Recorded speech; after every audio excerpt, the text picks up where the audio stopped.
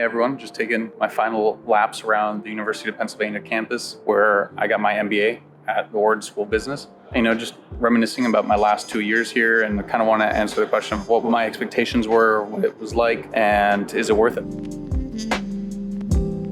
So before we get into all that, I want to cover what an MBA is, and it's basically a Master's in Business Administration. It's a generalist degree, so you focus a little bit on accounting, marketing, finance, etc., everything that has to do with business, instead of doing a Master's in Finance where you're just mastering one topic. And the biggest benefits are usually building a professional network of other people that will be in business that you can do business with in the future, and also kind of feeder programs into more traditional industries like consulting, investment banking, more and more recently tech. But at some of the top programs like Wharton, it's also sort of like a country club. It operates kind of like a 2-year vacation for a lot of people, where the focus is to travel and party and meet people, all under the guise of professional networking, which it is. Like anything in life though, it is whatever you make out of it. And for some people, it's more of an academic experience where they're learning business skills that they can use for a job search. And for other people, it's a 2-year vacation. And for other people, it's just an opportunity to kind of test different industries or different jobs before committing to something for the rest of your life. So the MBA was always on my radar, but I was always kind of debating if it was worth going to one or not. At my last job in consulting, they would have webinars where they would promote these business schools and have the admissions officers answer questions. So I attended the Wharton Business School one, and I remember just being blown away by everything on their slide deck, especially a picture of all the students going to Antarctica to practice their leadership skills, which looked like an awesome adventure. The same week as the webinar, this one friend of mine who I've always revered as, one of the smartest people, most accomplished people I know, posted on Instagram about her being at Wharton and how much fun it was. And she was like at Coachella with her classmates. And I was like, damn, okay, like if she's there, I got to do this. So aside from lure to travel and meet classmates and adventures to Antarctica, etc., I think what was brewing inside me a little bit also was kind of a need for the next chapter of my life. When we grow up, so much of our life is divided in chapters or seasons. So you have,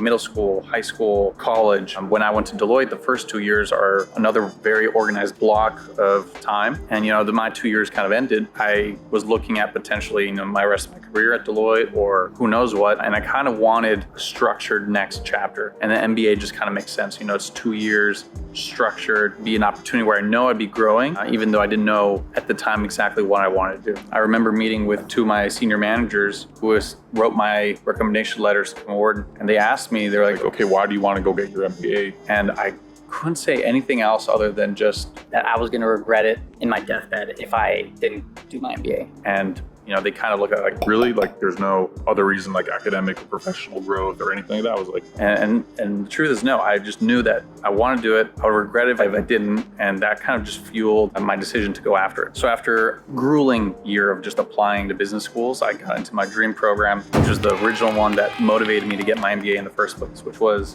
Wharton Business School with a double degree at the Lauder MA. So before I go into what it was all like, a couple of disclaimers was that, first of all, my whole first year was remote due to COVID.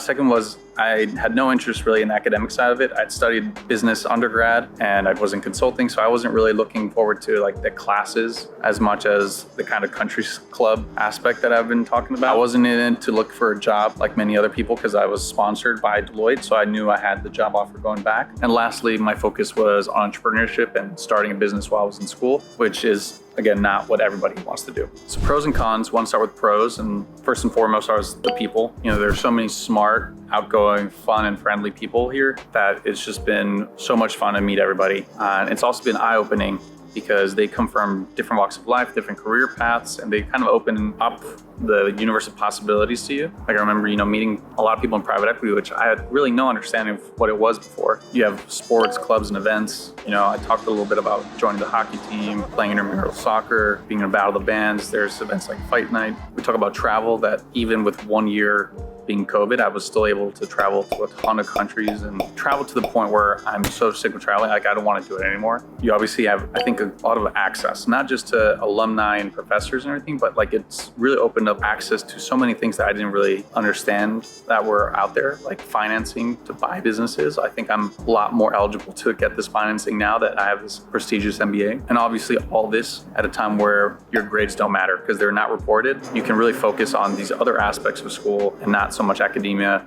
Or if you care about academia, you can take hard classes that you know you probably not get the best grade in, as compared to taking the easiest classes where you wouldn't really learn anything. So on the con side, we have three basic things. First is administration and bureaucracy. It's an institution that's hundreds of years old. They have the way of how they'd like to do things. There's a ton of requirements, ton of rules, and especially during COVID when they had no idea what to do, tons of rules and guidelines that we had to follow that were sort of ridiculous and took away from the experience. Second is you kind of have this outdated educational programming. There's a lot of classes that I think we're teaching things from like the 90s where the internet has like changed so much of it that a lot of it wasn't applicable anymore. There were things like new concepts like rolling funds, which have been all the craze this last 2 years, and some professors didn't even know what they were. And three, you have this kind of FOMO culture, which might be unique to Wharton. Because we're a big class, there's 900 people per class. It's very competitive to get spots to events. Everybody wants to go to every event, especially with COVID. The number of events we had were limited. So when an event like Fight Night drops, you have to be the first one on your computer to get a ticket. It's super competitive to like try to get the right ones with your friends, etc. And this kind of idea of having to jump on every event, jump on every trip is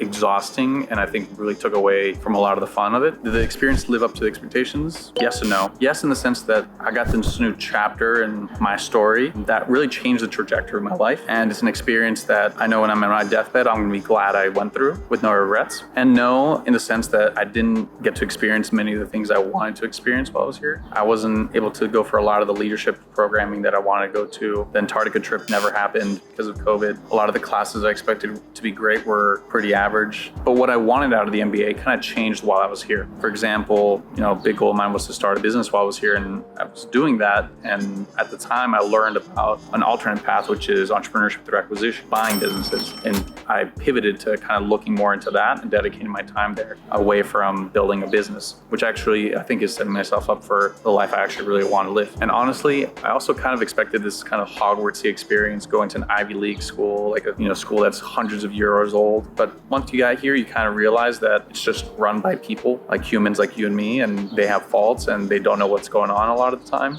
and they're not perfect. So while that kind of took away from the magic of it all, I think it also kind of was very cool in the sense that it taught me that everything is possible, everything is within reach of everybody, and a lot of these things that we think are out of reach or special or different or set aside for different people aren't really. So finally, was it worth it? And I think this is a different question than did it meet expectations, because one thing is if something meets your expectations, and asking if it's worth it, you also kind of account for how much it costs you. Are the benefits bigger than the costs? And I made a different video talking about the cost of attending business school, so I'll have the link somewhere in the description. My answer is yes, it was worth it. For me, given my circumstances, what I wanted to get out of it, what I expected, and what I plan to do in the future. During my MBA, I actually learned that it is not necessary to get an MBA if you want to meet some certain professional or personal goals. If anything, if you are very focused and you know exactly what you want professionally or personally, one could argue that an MBA is a distraction on the way to get there. If you wanted to get into venture capital, for example, or tech,